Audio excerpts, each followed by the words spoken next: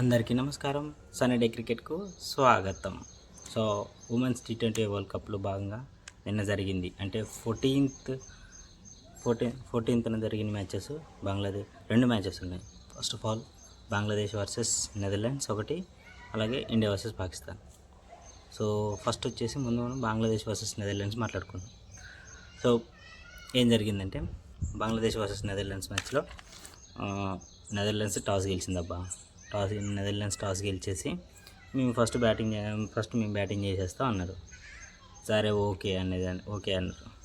Okay అనేసి బంగ్లాదేశ్ మాత్రం super bowling వేసిందబ్బా.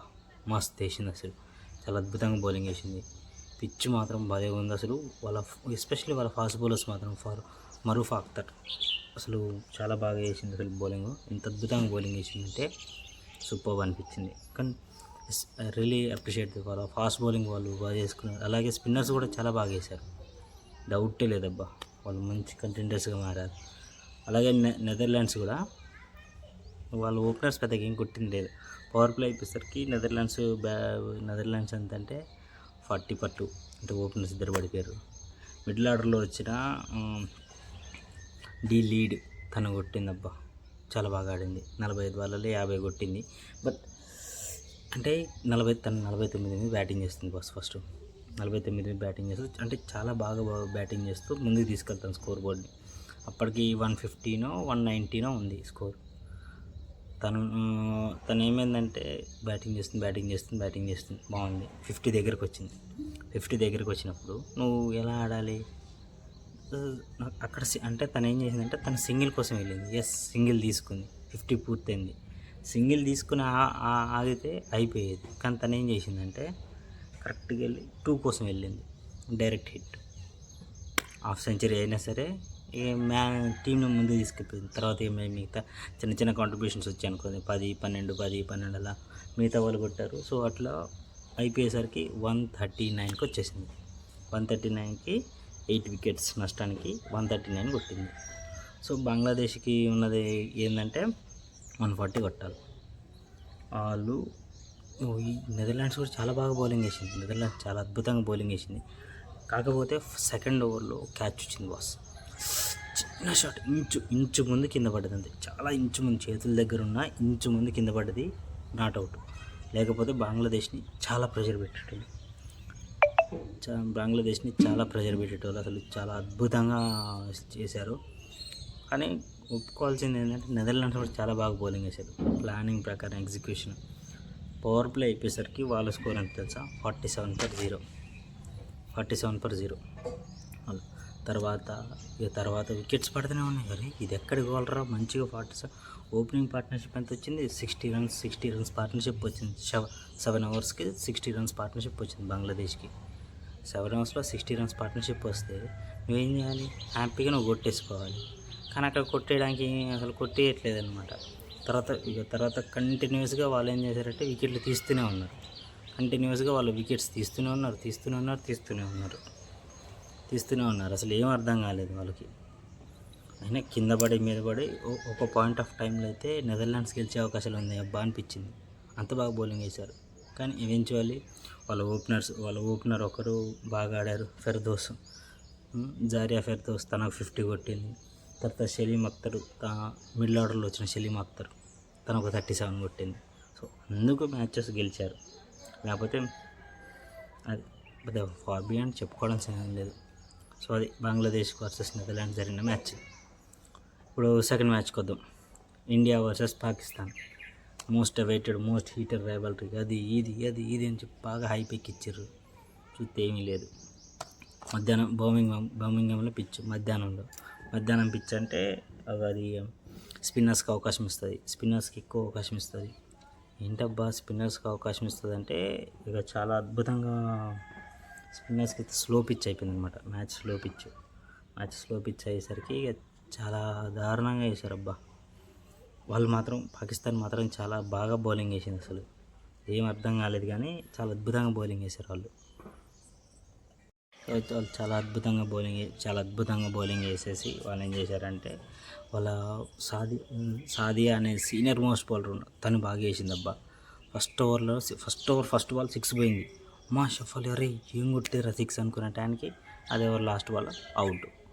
అరే ఇది ఎక్కడికి కావాలరా, ఇది ఎక్కడ అవుట్ రా, మళ్ళీ ఇదేం కావసరా అనుకునే టైంకి మళ్ళీ ఇక జమీమా వచ్చింది. జమీమా కూడా అవుట్ అయింది. సో పవర్ ప్లే అయిపోయేసరికి ఇండియా స్కోర్ ఎంత తెలుసా, 38-2. సో షఫాలి ఉన్ను జమీమా ఇద్దరు అవుట్ అయిపోయారు. తర్వాత మెల్లగా సీనియర్ ప్రోస్ వచ్చారు, స్మృతి మందన అలాగే హర్మన్ప్రీత్ కౌర్. ఇద్దరు వచ్చి కూర్చొని మెల్లగా ఎంత బాగా ఓ పార్ట్నర్షిప్ తీసుకొచ్చారు అబ్బా. 91 రన్స్ పార్ట్నర్షిప్ తీసుకొచ్చారు. చాలా అద్భుతంగా ఉండు పార్ట్నర్షిప్, మాత్రం చాలా అద్భుతంగా ఉండు అసలు. ఇక నాకు చాలా హెల్ప్ఫుల్గా అనిపించింది నాకు అసలు. ఎప్పుడైతే ఆ పార్ట్నర్షిప్ వచ్చిందో మెల్లమెల్లగా రన్స్ వస్తున్నాయి అనుకున్న టైంకి ఒక స్మృతి మందన ఒక 60 రన్స్ కొట్టేసింది. 34 బాల్స్లో 68 రన్స్ కొట్టేసింది. తర్వాత స్మృతి మందన అవుట్ అయింది. ఒక్కొక్కరు అవుట్ అవుతున్నా, వికెట్స్ పడుతున్నా, రన్స్ అనేవి మెల్లమెల్లగా వస్తున్నాయి. మిడిల్ ఓవర్స్లో వచ్చరికి 84 రన్స్ వచ్చాయి మనకి. మిడిల్ ఓవర్స్లో మనకు 84 రన్స్ వచ్చాయి. సో విచ్ ఈస్ గుడ్ అనిపించింది. ఆ తర్వాత ఇక లాస్ట్ 2 ఓవర్స్ వచ్చేసాయి అబ్బా. ఏం చేయాలో అర్థం కావట్లేదు. ఒక పక్క దీప్తి శర్మ, ఇంకో పక్క రీచా. అప్పుడు అందుకుంది బాసు రీచా ఘోషు. బా ఏం కొట్టింది.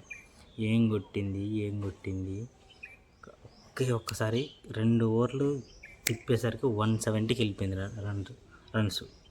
నీకు 150 ఉంటాం వేరు, 170 ఉంటాం వేరు. ఎందుకంటే T20లో ఎప్పుడైతే 170 వస్తుందో సైకలాజికల్గా నీ మైండ్ మీద ఎఫెక్ట్, అరే 170 కొట్టాలి అనే ఒక మైండ్ సెట్తో వస్తారనమాట. 150 ఉంటే 150గా కొట్టచ్చు, చేజ్ చేయొచ్చు అనే ఒక పాజిటివ్ మైండ్ సెట్ ఉంటుంది. సో అలా ముందుకెళ్ళారన్నమాట. వీళ్ళంతా ముందుకెళ్ళేసరికి ఒక్కసారి ఇక సో అలా కొడుతూ తను అవుట్ అయినా సరే తను మాత్రం 48 రన్స్ తీసుకొచ్చింది ఫైనల్ ఓవర్స్లో. 48 రన్స్ తీసుకురావడం వల్ల ఇండియాకి ఏమైందంటే 170 అనేది ఏదైతుందో 170 రన్స్ని పార్ చేసింది అనమాట. 170 ఎప్పుడైతే పార్ చేసిందో సైకలాజికల్గా ఎప్పుడైతే ఆ పొజిషన్ మీద ఎక్కువ ప్రెషర్ ఉంటుంది. సో తను ఎప్పుడైతే 170 దాటిచ్చిందో అబ్బా ఇక మనం గెలవచ్చు అనేసి ఇండియన్ బౌలర్స్కి ఏమైందంటే ఒక పాజిటివ్ మైండ్ సెట్ వచ్చింది. సో అలాగే దిగారు. మ్యాచ్లో కూడా అంతే. ఇద్దరు మధ్యాహ్నం పూట మ్యాచే కాబట్టి ఇద్దరు ఫాస్ట్ బౌలర్స్, 3 స్పిన్నర్స్తో వెళ్ళారు. Which is only right but correct. అలాగే వెళ్తే వీళ్ళకి కొంచెం అరుంధతి రెడ్డి కొంచెం ఆఫ్ కలర్ ఉంది బస్. తన రోజు కాదు అది. కొడుతూనే ఉన్నారు. అరుంధతి రెడ్డి అయితే లైన్ అయితే సరిగా చూసుకోలేదు. అరుంధతి రెడ్డికి కుదరలేకపోయేసరికి బాగా కొట్టారబ్బా. యాక్చువల్లీ శ్రేయాంక పటేల్ కదా, I really feel bad for the Shreyanka Patel. ఎందుకంటే తనకు ఒక 2-3 వికెట్లు వచ్చి ఉండాలి శ్రేయాంక పటేల్కి. తన క్యాచెస్ మిస్ చేశారబ్బా.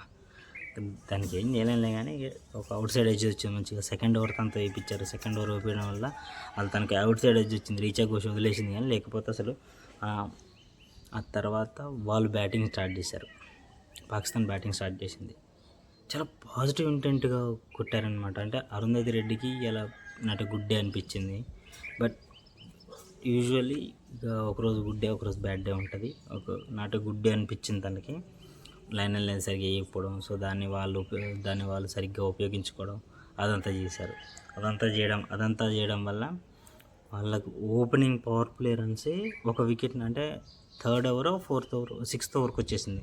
దీప్తి శర్మ వచ్చింది, ఫస్ట్ వికెట్ తీసింది. వాళ్ళు ఎంత పాజిటివ్ ఇంటెంట్తో ఆడుతున్నా టక్కున వికెట్ తీసింది అనమాట. దీప్తి శర్మ. ఎందుకు? She is the reliable partner అంటే ఇండియన్ ఉమెన్స్ క్రికెట్ టీంలో. అంటే ఎందుకు అవసరమైనప్పుడల్లా వికెట్స్ తీసి చేతులు పెట్టగలదు. వికెట్స్ తీసింది కూడా తను. ఫస్ట్ వికెట్ వచ్చింది. సో కానీ అయినా వాళ్ళు మంచి రన్ రేట్తో కొడుతున్నారు. మంచి రన్ రేట్తో కొట్టడంతో పవర్ ప్లే అయిపోయేసరికి పాకిస్తాన్ స్కోర్ 52-1 అలా అక్కడి నుంచి వచ్చింది. సో పవర్ ప్లే అయిపోయింది. దీప్తి శర్మతో ఇంకొక ఓవర్ వేయించేసరికి ఇంకొక వికెట్ వచ్చింది. So women with the golden arm Deepti Sharma. ఒక్కసారి మ్యాచ్ టర్న్, 2 వికెట్లు పడ్డాయి. నెక్స్ట్ ఓవరే శ్రీచరణ్ని తీసుకొచ్చేసింది. పవర్ ప్లే అయిపోయిన వెంటనే శ్రీచరణ్ని తీసుకొచ్చేసింది. శ్రీచరణ్ రావడం, వికెట్ పడ్డం వెంటనే అయిపోయింది. సో 52/1 కాడ నుంచి 60 రన్స్కి వచ్చేసరికి 3 వికెట్స్ పడిపోయినాయి. 60 రన్స్కి వచ్చేసరికి 3 వికెట్స్ పడిపోయేసరికి వాళ్ళు ప్యానిక్ సిచ్యువేషన్లోకి కన్సాలిడేషన్లోకి వెళ్ళిపోయారు. అంటే వికెట్లు ఆపాలి మెల్లగా ఆడదాం, వికెట్లు ఆపాలి మెల్లగా ఆడదాం. సో ఆ డిఫెన్స్లో పడేసరికి ఏమైందంటే మన స్పిన్నర్లు ఏం చేశారంటే పర్రని తిప్పుకొచ్చారు, మ్యాచ్ మొత్తాన్ని తిప్పుకొచ్చారు. ఆ తర్వాత చెప్పుకోవాల్సింది ఏమీ లేదు. మిడిల్ ఓవర్స్లో అయితే ఒక 50 రన్స్ వచ్చాయి, కానీ 6 వికెట్లు వచ్చాయి. దీప్తి శర్మ అలాగే శ్రేయాంక పాటిల్ క్వైట్ పర్ఫార్మెన్స్ అంటే మాత్రం శ్రేయాంక పాటిల్ దెబ్బ టప్ప తను ఎంత బాగా వేసిందంటే వికెట్స్ వస్తే బాగుంటుంది అని అనిపించింది. కానీ తర్వాత వచ్చింది 3వ వికెట్కి వచ్చేసరికి మాత్రం ఎక్కడి నుంచి వచ్చిందో కానీ దీప్తి శర్మ పాయింట్ ఫీల్డర్లు పాయింట్ పొజిషన్లో కూర్చొని అక్కడి నుంచి త్రో వేసి కొడితే డైరెక్ట్ హిట్ అవుట్. ఎవరైతే వాళ్ళు మంచిగా ఆడుతున్నారు, వాళ్ళు ఓపెనర్ బ్యాట్స్మెన్ మంచిగా ఆడతారు. 41 ముబీనా ముబీనా అఖ్తర్ అనేసి తను బాగా ఆడుతుంది. తను బాగా ఆడుతున్న టైంలో రన్ అవుట్. మొత్తం మ్యాచ్ మొత్తం తిప్పేశారు. వచ్చేవాళ్ళు వస్తూనే ఉన్నారు, వెళ్ళిపోతూనే ఉన్నారు. వికెట్స్ పడుతూనే ఉన్నాయి. సో అట్లా 52/1 నుంచి 107 ఆల్అవుట్ 107 ఆల్అవుట్ అయిపోయారు అందరూ. సో పెద్ద బిగ్ మార్జిన్తో రావడం వల్ల విచ్ ఈజ్ యాక్చువల్లీ గుడ్, బాగుంది. బట్ ఇంకా మిగతా టీంలో వచ్చేసరికి మాట్లాడుకోవాలి, చాలా బాగుంది. సో మంచి performances. So player of the match అంటే మాత్రం యాక్చువల్లీ దీప్తి శర్మనే. 5 వికెట్ హాల్ తీసుకుంటాను. 5 వికెట్ హాల్, 5 వికెట్లు వచ్చాయి, అలాగే ఆల్అవుట్ చేసింది. సో దానికి ఏమైందంటే ఇండియన్ టీంకి ఏమైందంటే ఇండియన్ టీంకి మంచిగా ఒక రకమైన ఒక మంచి నెట్ రన్ రేట్ వచ్చింది. ఎప్పుడైతే నెట్ రన్ రేట్ వచ్చిందో ఇప్పుడు మనం we are the serious contenders. So ఇంకా అంటే కాకపోతే గ్రౌండ్ ఫీల్డింగ్ చాలా తక్కువ ఉంది బాస్. సో ఇంకా ఫస్ట్ మ్యాచ్ కాబట్టి ఇంకా ముందుకెళ్ళే కొద్దీ ఇంకా చాలా ఉంటాయి. సో చూసుకోవాలి, చాలా ఉన్నాయి. అది జరిగిందనమాట. సో ఇండియా మ్యాచ్ జరిగింది. ఇలాంటి మ్యాచెస్ అన్నీ ఉన్నాయి. సో ఈరోజు కూడా మంచి ఎక్సైటింగ్ మ్యాచెస్ ఉన్నాయి. దాని గురించి ఇంకో వీడియోలో మాట్లాడుకుందాం. Thanks for watching.